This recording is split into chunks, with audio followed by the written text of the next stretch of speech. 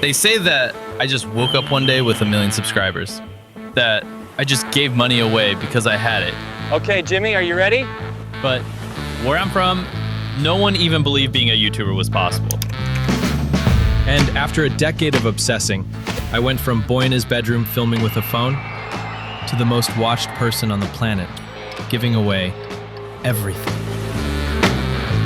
To understand why I gave away everything, you have to go back, way back, to when I had nothing.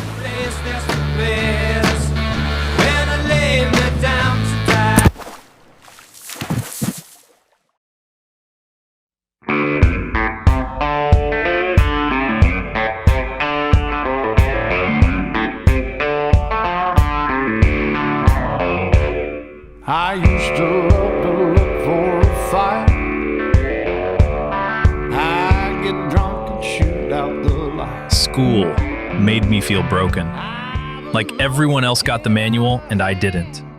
I used to just look out of the window and dream. I'm a dreamer, an obsessive dreamer. I'd imagine life as an anime. I loved Naruto. But it's me. I'm Naruto, but I play baseball. Baseball was my passion, my obsession. Little did I know at that time, but my obsession was about to be taken from me, and I'd need a new obsession to dream about.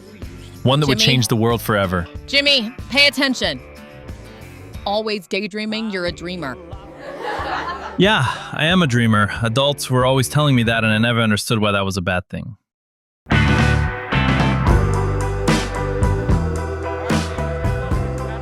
All right, team, let's get focused out there.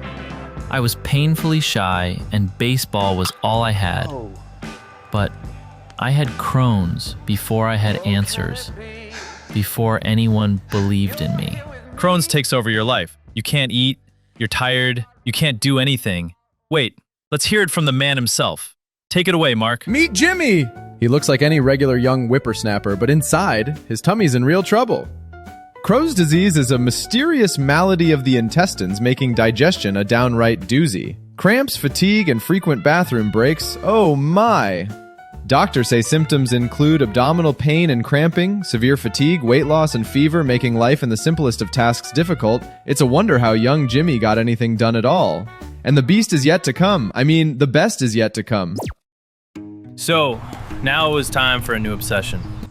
That's just who I am. I'm either totally obsessed with something, or I don't care at all. And my next obsession would result in changing the media landscape of the world forever. The world just didn't know it yet. But I did.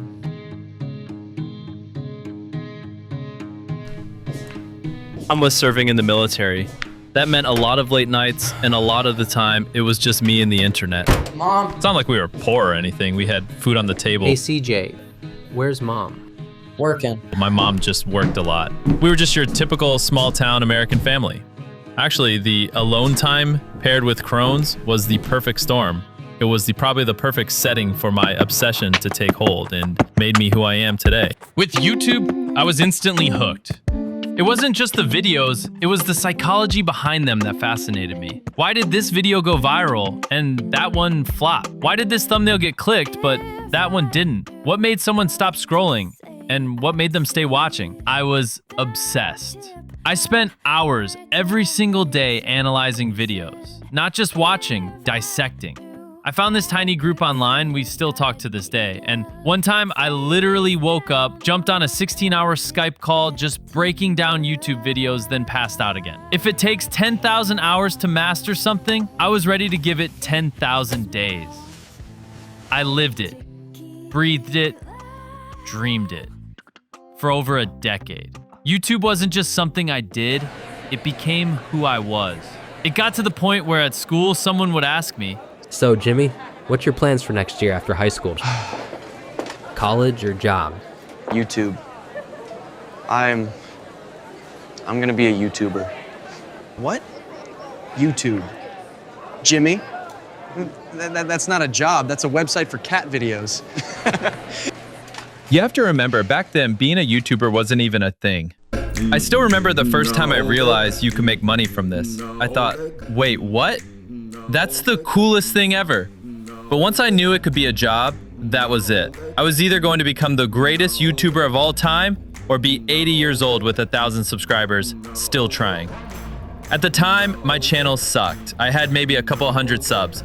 I posted some cringy gaming videos, joined sub for sub Facebook groups. I wasn't taking it seriously yet. The name MrBeast? Total accident. It came from some random auto-assigned gaming tag. And just like that, MrBeast was born. But things were getting desperate. Time was running out. School was ending soon, and then what?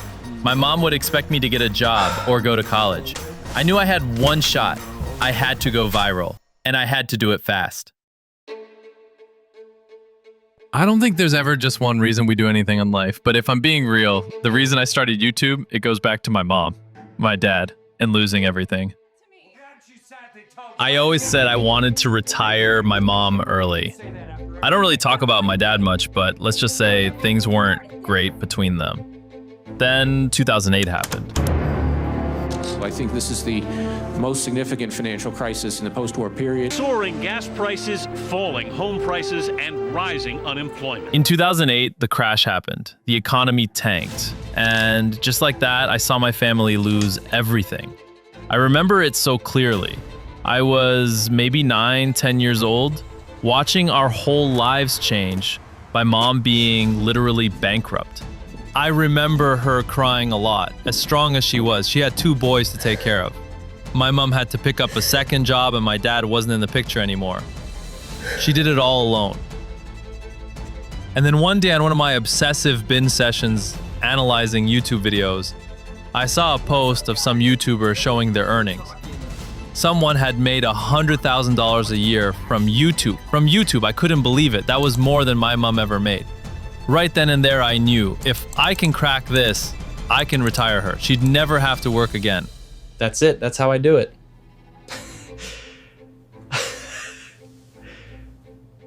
Maybe it was seeing us lose everything. Maybe it was being sick all the time, or proving people wrong. The kids who said I was wasting my time, the teachers, even my mom, worrying I was obsessed. I was obsessed. I tried to fit in. I tried to watch South Park like all the kids in my school.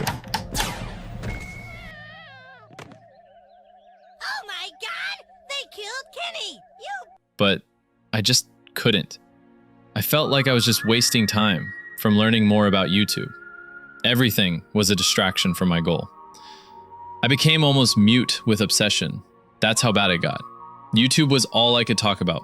No one else got it, so I just didn't talk. I couldn't switch it off, so let's use this obsession for good. From that point on, I was done with Plan B. I was 18, almost done with high school. My channel was struggling, but I had one mission. Make a video that goes viral, use the money to make another, and repeat that until I became the biggest YouTuber in the world. Okay, teenage me, let's get a viral idea. I'm only here, and you're watching this now through sheer determination and hard work and passion for YouTube, devoting myself to this. If you're enjoying my story in this movie, just know it's not made by any company or big team. It's one guy, a laptop, months of research, AI tools, and a whole lot of heart. All we ask is that you subscribe to help us keep creating stories. It's free, takes 1 second, and helps keep us independent. Thanks. Okay, back to the video. And here it is. The ultimatum from mom that could have ended my YouTube dreams. Listen, I want to talk to you about something. Jimmy, take the headphones off. Is it about the dishes?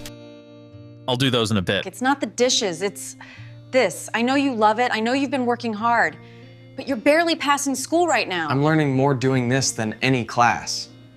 Algorithms, thumbnails, retention. But you're not learning how to show up, how to finish what you start. Life has structure, Jimmy. You need something solid beneath your feet. I need you to promise me something. One thing. After next summer, you go to college, community college. We don't have money for anything else. You get your grades up, you apply, and you go. You can do YouTube, sure, on the side. But you need to focus on school right now. College isn't gonna teach me how to do this. No class is gonna tell me how to go viral. This is my passion. Maybe not, but it'll teach you how to stick with something, how to handle life when it's not going your way.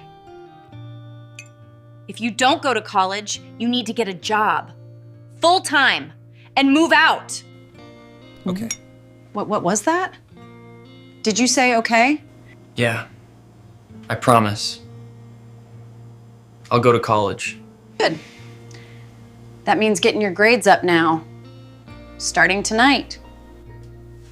I'm not going to say that's the first time I've ever lied to my mom, but it certainly wasn't the last time about my YouTube channel. I lied. I wasn't gonna go to college. I had 8 months, maybe 9. That was it. I had been studying YouTube like my life depended on it. I had to make it work.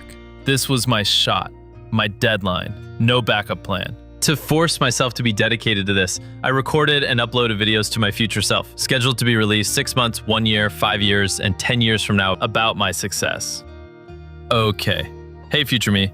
At the time I'm recording this video, I have 8,000 subscribers and 1.8 million views. So you might be wondering, what the heck is this? I just got a random spark of motivation to make a video and schedule upload it 6 months later.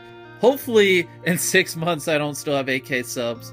Schedule upload this video for 6 months down the road, and then after this I'm gonna schedule upload a video for a year, and then 5 years, and then a decade. So, do you want to know what I did and how big I became over the next 6 months? Let me show you. So far, I'd uploaded whatever I was into at the time. Breakdowns of YouTubers, how much they made, sometimes a skit, sometimes something completely random. Random was the key word. Every time someone found out I had a YouTube channel, they'd ask, "Oh, you have a YouTube channel. Cool. What kind of videos do you make?" Oh, just kind of random stuff, really. No particular type of stuff. Really? And it was true. I had no niche. I was just throwing spaghetti at the wall.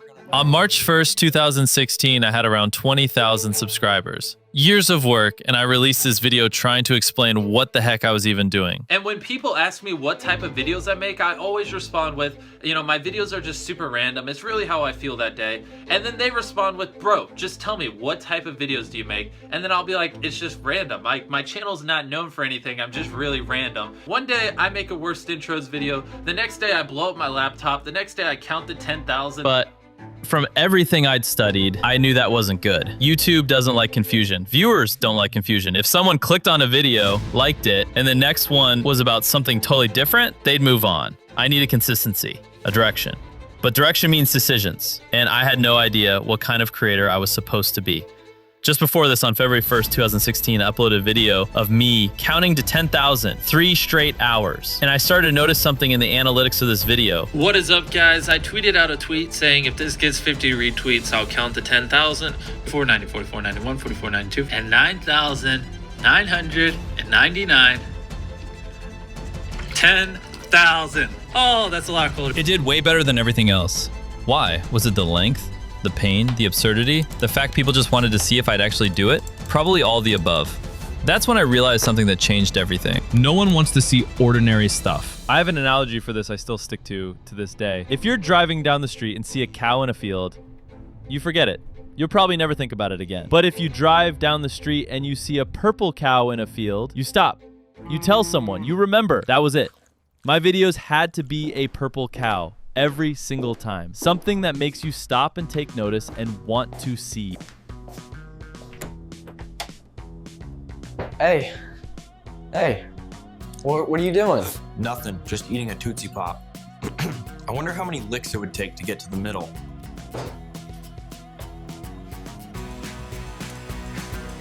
That was it. A question people actually wondered about. Funny, ridiculous, mildly painful, totally human, and most importantly, a purple cow. That didn't take long at all. I'm actually there. Now you know the answer. Spread it with the rest of the world. If you ever hear anyone ask, tell them to subscribe to me, and then tell them that it's 270 licks. Something like that. What am I saying? Again, it worked. The analytics showed insane retention. People stayed to watch me suffer. YouTube took notice and started pushing it to more people. They want to share videos that keep people watching and staying on YouTube, of course. Make the best videos possible and you'll be rewarded. It was May 2016. I had a few months until college, and now, momentum. I needed another idea, another purple cow. Fast.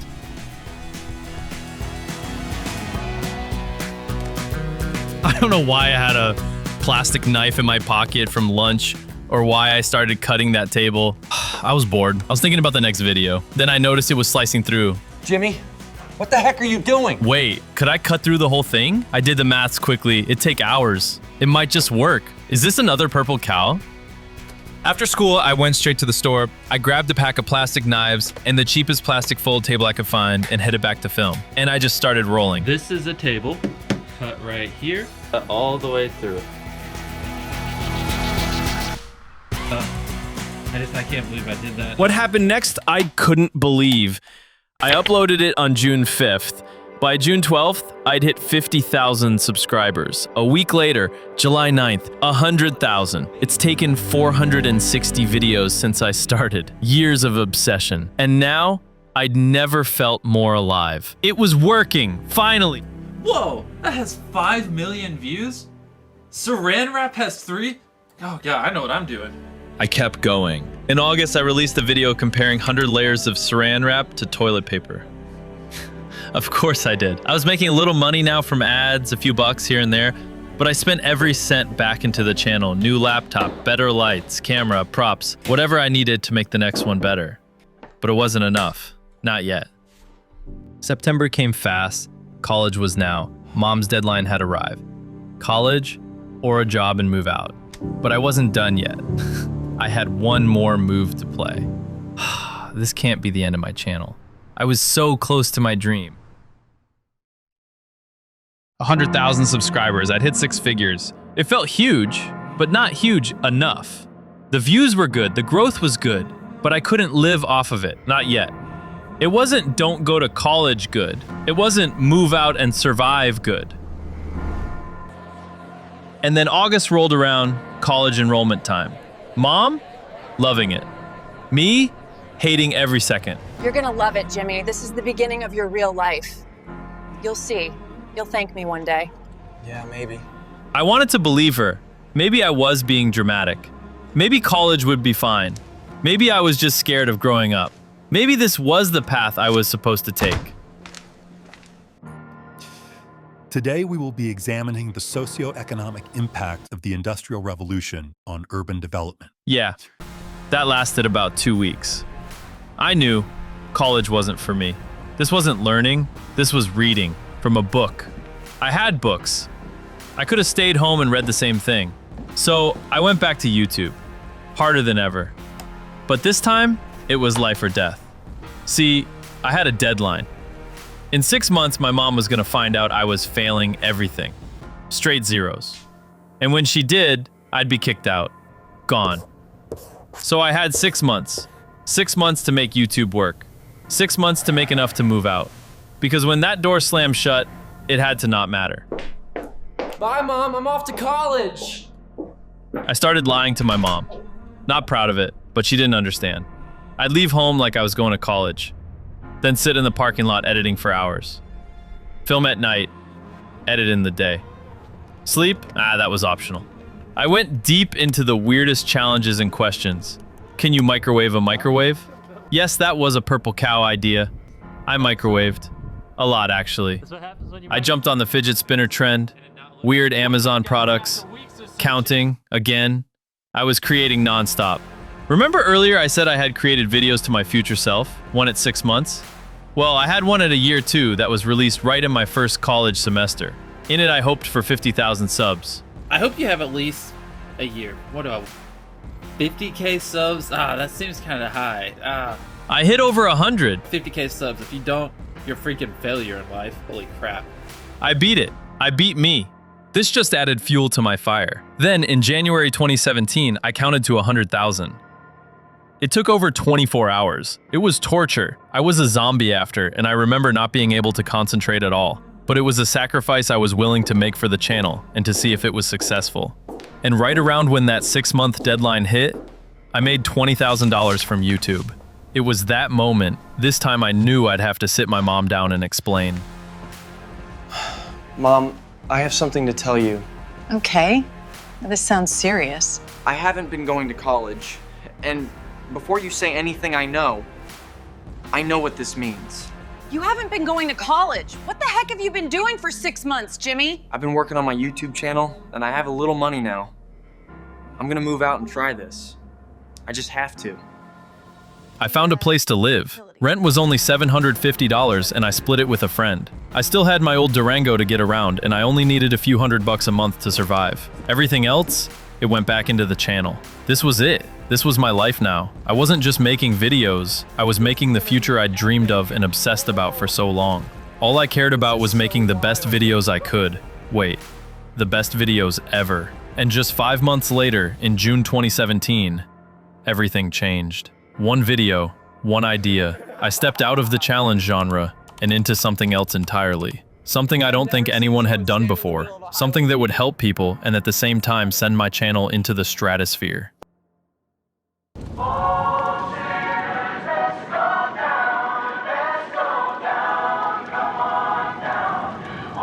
After these years of grinding, I finally got my first real brand deal. They offered me $5,000, more money than I'd ever seen in my life. It felt huge. I mean, it was, but I didn't just hear 5,000. I heard possibility. I knew if I flipped it the right way, it could be so much bigger, starting with that number. $10,000 had to be in the title, and the idea was simple, but I knew it would hit with my audience. I literally walked around the block for an hour, wearing them down, explaining why it made sense. 10 just looked better. It was round, bold, the kind of number that grabs you.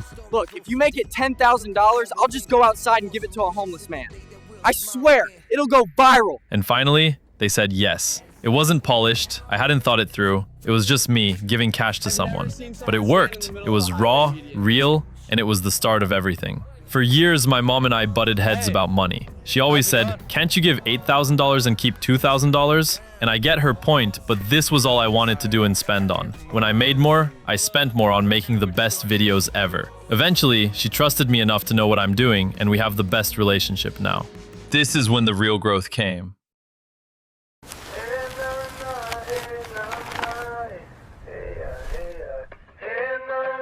After that first $10,000 giveaway, everything shifted. I'd done videos about creator earnings before, like, how much do YouTubers really make? But now I was giving away everything I made, using money as a topic for good. Every penny from YouTube, every dollar. I either gave it away or put it straight back into making the next video, reinvesting 100%. I believed that was what was going to set me apart. July 2017. That was the first one, the homeless man. October, December, more of the same.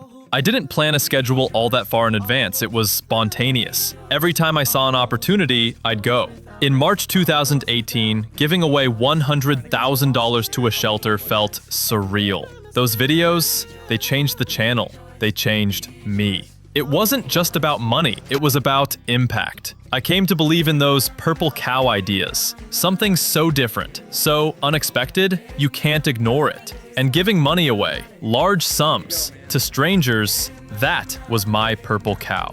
I remember staring at the analytics after tipping pizza delivery guys $10,000 in October 2017. Seeing the watch time, seeing people sharing it. Then I'd think, okay, maybe being generous is going to grow this channel in a real way. That phase, giving away money, that's probably when I fell in love with not just entertaining, but doing good on the platform. Usually, drama sells, in newspaper headlines since newspapers began, and YouTube was no different. But I was sure doing good can get clicks too. I was taking risks, and people noticed. And the channel grew. Because good stories are powerful. Because people want to believe. And I wanted to give them something to believe in. Things were growing faster than I'd planned. I needed a team and people. Still some of my core partners today.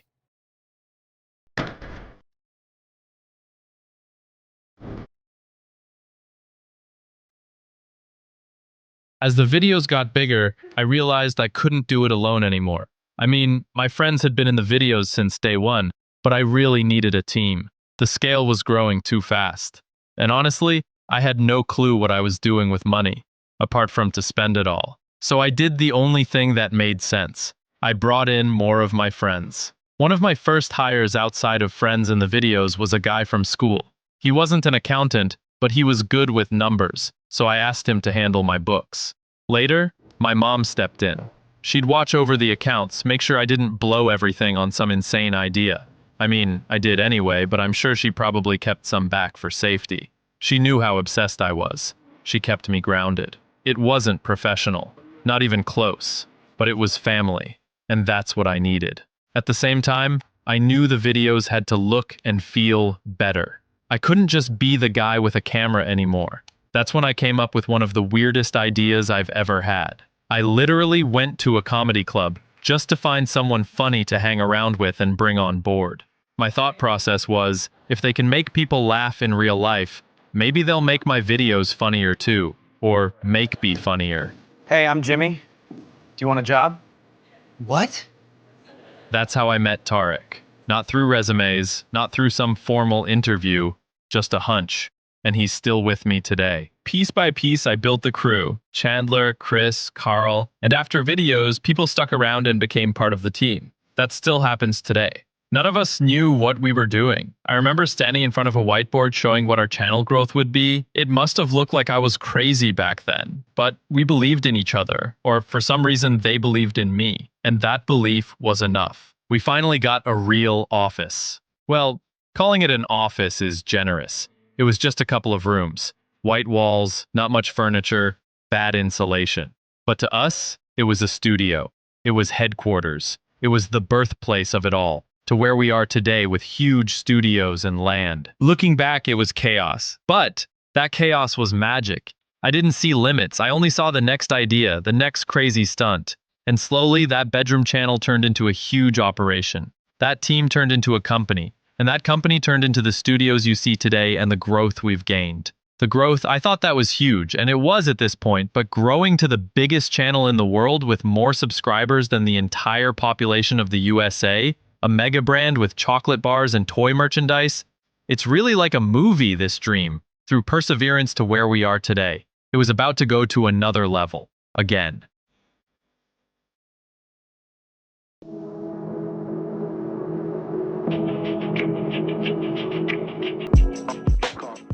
And that was my early growth story. From a kid in Greenville uploading videos no one watched to building something so much bigger than I ever imagined. And the truth is, I never stopped. I couldn't. Every upload was a lesson. Every mistake, every win, I studied it, obsessed over it, broke it down until I knew exactly what to do next. I tested everything, niches, themes, challenges.